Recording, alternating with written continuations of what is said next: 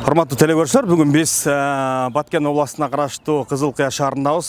Мына ушул Кызылкыя шаарында Ыйман Аманат Нуру коомдук фондунун жетекчиси, мыкты иштерди жасап жаткан биздин дагы бир тууганыбыз Равшанбек уулу Али менен бүгүн маек курабыз. Анын кылып жаткан эмгеги, кылып жаткан иштери боюнча кененирээк силерге баяндайбыз.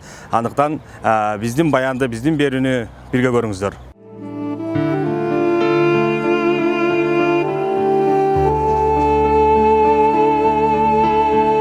Элибизде жакшы бир сөз бар, жаштын тилегин берет.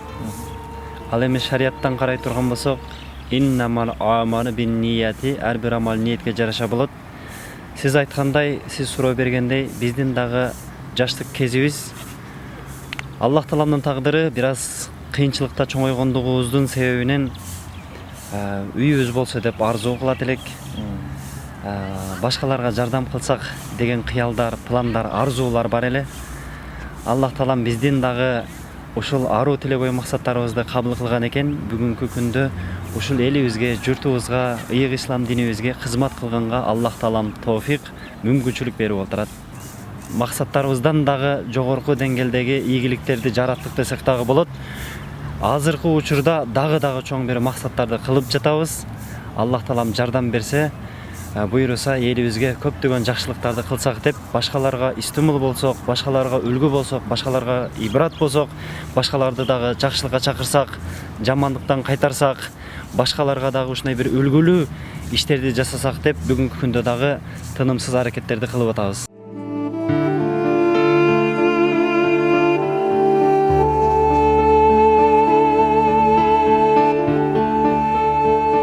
Улуу устаздар айтып калат, кээ бир адам мектепте кандай жүрсө, мектепти бүткөндөн кийин дагы ошондой жүрөт. Ал эми динибизде каралат, динге чейин кандай болсо, динден кийин дагы ошондой болот деп айтат да. Биз мектеп учурунда Аллах Таалам ар кимге ар кандай жөндөм берет экен. Сиз айткандай, мектепте иш-чараларга, коомдук иштерге аябай мыкты деңгээлде катышып келгенбиз. Ушул мектепте эле пайда болду окшойт, ушундай лидерлик сыпат, аракетчилдик, мээнеткечтик, алдыга умтулуу, аракет кылуу. Себеби эжекелерибиз айтат эле, аракетсиз үмүт мөмөсүз дарактай деп. Ошол себептен ар бир инсан максат коюп, ошол максатты максат кылып коюп эле калбастан, аракет күндү күндөбөй, түндү түндөбөстен ушул мүмкүнчүлүк барында ошол мүмкүнчүлүктү туура пайдаланып, аракет кыла турган болсок, ар бир инсан ошол алдыга койгон максаттарына жетет го. Бизде ошол мектепте Эдил деген агабыз бар эле. Өзүбүздүн айылдан болот, өзүбүздүн көчөбүздөн болот. Аппакай кийинип, галстуктарды, бабочкаларды тагып, ал ушул Кызылкыя шаарында техникумда окуган. Окууну бүтө элек агай болуп иштеп калганда, ушунчалык элдин сыймыгы болчу. Техникум жамааты, мектеп жамааты дагы ушул Эдил деген атты көп айтат эле. Биздин коңшубуз болгондуктун себебинен ошол агабыздан үлгү алып, ошол агабызга окшосок, машинаны да аябай сонун минет эле, шашпай машина минсек деп, ошол агабыздан биз үлгү алып калдык десек дагы болот. Ошол себептен айтарым, биз дагы башкаларга үлгү болуп жашасак деген азыр ушундай максат кылып жатабыз да. Азыр эми биз канча жакшы иштерди кылып жаткан болсок, жакшы иштерге себепчи болуп жаткан болсок, жакшы иштерди кылып жаткан болсок, ошолордун бардык сообу ошол Эдил агабызга дагы барып атат. Ал өзү 90-жылкы, ал дагы ушул Төлөс айыл өкмөтүнөн болот.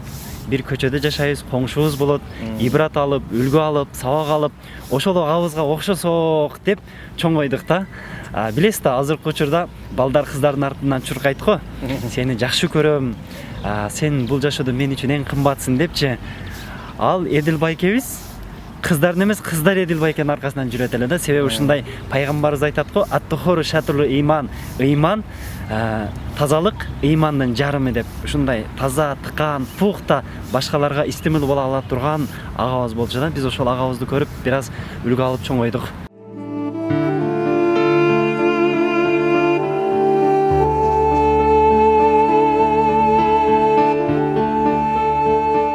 Биз ушул бир аз кыйынчылык болуп аткан учурда ушул агабыз бизге колдоо көрсөтүп Москва шаарына алып кеткен.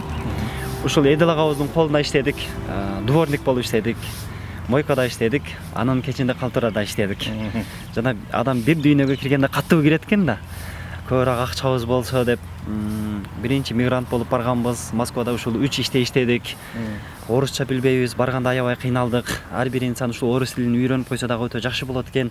Канча тил билсең ошончо дил билет дейт. Анан барып ушул Эдил агабыздан бир аз орус тилин үйрөндүк. Көп иштерди үйрөндүк. Ошол жерде биз бир да досторубуз менен байланышыбыз жок болуп калган да. Бир чөйрөбүз жок болуп калган.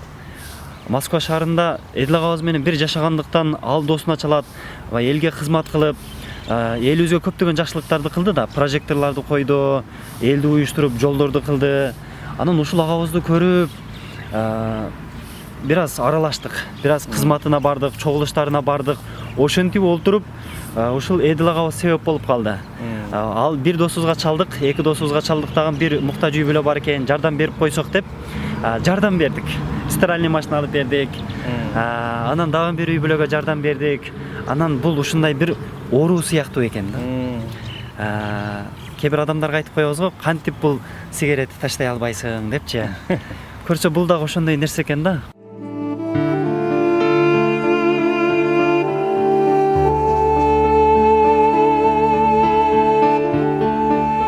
Анан досторубузду бириктирдик башында. Жалпы Төлөс 96-лар менен ушул мечит медреселерге, мечиттеги хужураларга жардам берип жүрдүк. Ушул улуу устаздарыбыз, имамдарыбыз, динге кызмат кылып аткан диний тармактагы дамылаларыбыздан дуаларды алып жүрдүк. Бирок көпчүлүгүнө бардык. Көпчүлүгүнүн эшигин какыладык. Ушундай иш кылалы деп жатабыз деп айткан учурда эч кимден эч кандай бир колдоо болгон жок. Бирок Аллах Таалам сизи биздин байлыгыбызда карабайт экен. Аллах Таалам сизи биздин сулуулугубузга карабайт экен. Аллах Таалам сизи биздин жүрөгүбүзгө карайт экен. Жүрөктөгү ниетибиз туура болгондуктан биз Москвада ишибизден чыгып, ишибизди таштап, бир ай Москвада жүрдүк. Проспект Мирада мечит бар. Ошол мечитке барып, күнүгө барып Аллах Тааладан сурайбыз: "Я Алла, эч кимге барсак, эч кимде эч кандай бир колдоо жок болуп атат, наоборот, шылдыңдоо болуп жатат. Эми биз бир байды тааныбайт экенбиз, бир колдоо көрсөтө турган, бир колунда бар инсанды тааныбайт экенбиз. Бирок байларга дагы байлык берип аткан, ошолорго дагы мүмкүнчүлүк берип аткан падышалардын падышасы сен болсоң, сен спонсорубуз бол, биз кызмат кылайлы. Бир сомуну дагы жебейбиз, аманатка кыянат кылбайбыз" деп ошол жерде Аллах Таалама убада берип, бул фонд Аллах Таалам менен башталган.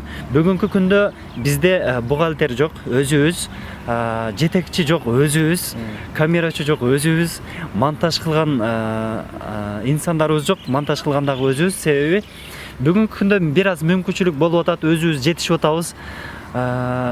Ошол жамаат болсок, мисалы, азыр 10 адам иштесе, аларга дагы 30 миңден, 35 миңден, 25 миңден бергенге туура келет экен. Бирок бүгүнкү күндө Аллах Таалам мүмкүнчүлүк берип, бир аз өзүбүз жетишип аткандыгыбыздын себебинен жанагы азыр жамаатта эч ким жок азыр. Ошол групп жалгызбыз.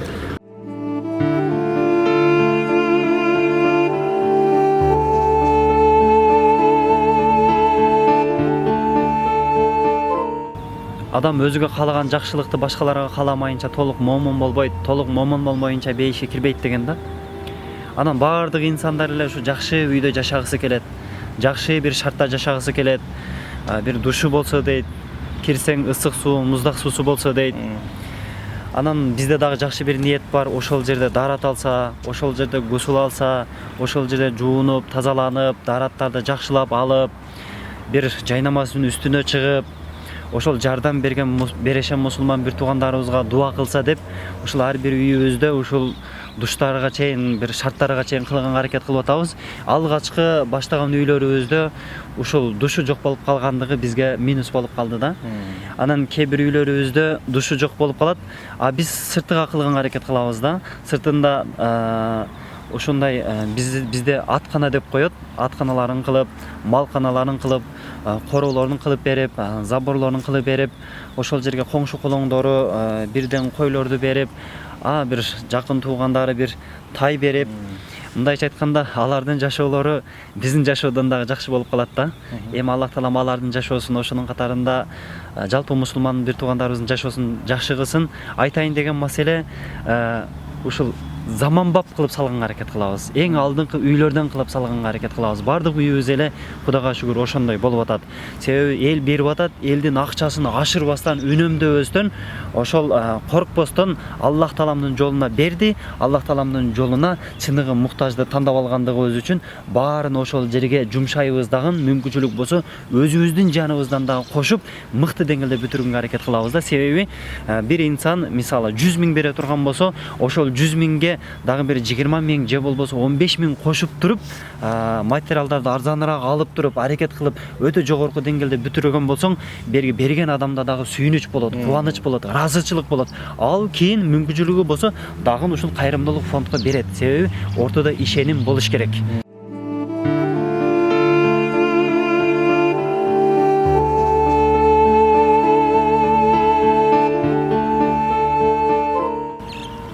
Ушул мүмкүнчүлүктөн пайдаланып, жаш өсүп келе жаткан өспүрүм жигиттерибизге, жаш улан кыздарыбызга айтарыбыз, кеңешибиз чоң максаттарды кылышсын. Өзүм деп жашабастан, өзгөнү деп жашасын. Өзүн эле максат койбостон, жалпы мусулман бир туугандарыбызга кошо максат койсун. Себеби өзүн эле максат койсо, өзүн эле жараша Аллах таала мүмкүнчүлүк эшиктерин ачат. Ошого жараша мүмкүнчүлүк берет. Бирок биз жалпы мусулмандарга кошо максат кое турган болсок, Аллах таалам ошончолук күч кубат берет. Ошончолук мүмкүнчүлүк берет. Аллах таалам ошончолук ийгилик жолдорун ачат. Ошол себептен максат кылып кое берсин. Аллах таалам ошол максат кылганында дагы сооп бере берет. Максат кылып, эгер ошол максатына жетпей калса дагы, ошол чоң максатты кылды деген сооп берет. Ошол убакытын текке кетирбесин. Мусулманчылыкта, шариятыбызда убакыт кымбат. Ошол убакыт арабтарда бир жакшы бар, жакшы бир макал бар, убакыт кылыч сыяктуу. Сен аны кетпесең, ал сени кетет. Ар бир минутубузду, ар бир секундубузду туура пайдалансак, ата-энебиздин кызматын кылсып дуасын алсак, эли журтубузга кызмат кылып, эли журтубуздун дуасын алсак, ошол эл менен сен бийиксин, элсиз сен кийиксин дейт да. Ошол элибиздин жүгүн аркаласак, ал эми мына жигиттерибизге айтарыбыз, чыныгы мекенчил болсок, чыныгы патриот болсок, чыныгы жомарт болсок, меримдүү, ырайымдуу, боорукер инсандардын катарын толуктасак. Себеби бүгүнкү күндө элибиз, мамлекетибиз, биз Кыргызстан эле эмес, башка мамлекеттер дагы ушундай чыган жаш жигиттерибизге муктаж болуп атат. Ошолор эл башкарган, журт башкарган адилеттүү падышалардан боло алат экен. Элин атпай турган, элин сатпай турган, элин кыйынчылыкка таштабай турган, элдин ишеничин актай турган, элдин үмүтүн актай турган, элибиздин, мамлекетибиздин экономикасын көтөрө турган, мамлекетибизди дагы өнүккөн мамлекеттерине кошо турган, чоң завод, фабрикаларды, курулуштарды кылып, ушундай бир иш орундарды дагы жарата турган, ушундай бир патриот жигиттерибизге элибиз муктаж экен. Эгерде ушундай патриот чыган жигиттерибиз чыга турган болсо, биздин эже карындаштарыбыз ошо Москвага барып иштебейт. Эми бүгүнкү күндө эже карындаштарыбыздын көпчүлүгү ошол чет жерлерге барып иштеп атат. Ушул өзүбүздүн мамлекетибизге завод, фабрикаларды кура турган, ушундай аң сезими, пам парасаты, акылдуулугу, зээни күчтүүлүгү ушундай инсандарыбызга бүгүнкү күндө биздин элибиз муктаж болуп атат да. Иш орундуктарды жарата турган заводдорду ачып, фабрикаларды ачып, ушундай иштерди жүргүзө турган улан кыздарыбызга бүгүнкү элибиз муктаж болуп атат. Ошол себептен азыркы өсүп келе жаткан жаш улан кыздарыбызга, инилерибизге келечекте сиздер ушул иштерге себепчи болсоңуздар, ошого аракет кылсаңыздар деп сунушулат.